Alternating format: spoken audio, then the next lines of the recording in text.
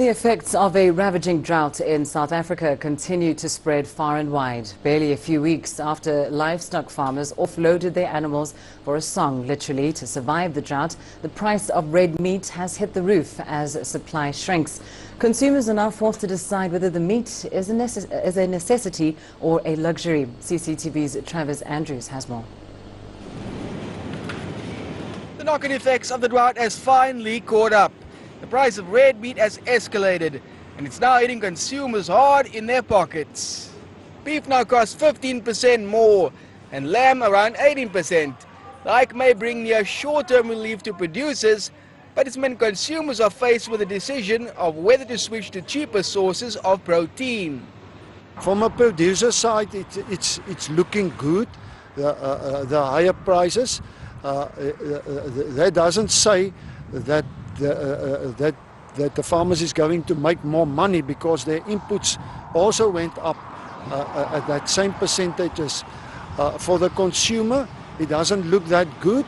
We're concerned about a consumer resistance that can take place, especially with lamb. One of South Africa's worst ever droughts still persists in most parts of the country, and the government has been forced to step in to support farmers with feed for their livestock. Feedlots have slaughtered record numbers as farmers rid themselves of the huge burden. But with better weather, farmers are expected to restock, and that may still mean bad news for consumers. We're going to see a steep increase from May, June, July onwards. Should we have decent rains then coming through in the Western Cape, we will also see that the steep increase will be for quite a period of time, because the people will keep their animals back, so they've got to rebuild the herd. Nationally, if we've got a good summer season coming through, exactly the same is going to be. Farmers are going to keep their animals back, so they're going to build their herds again. So this is a situation that's going to be with us for at least 3 years, 3 to 4 years.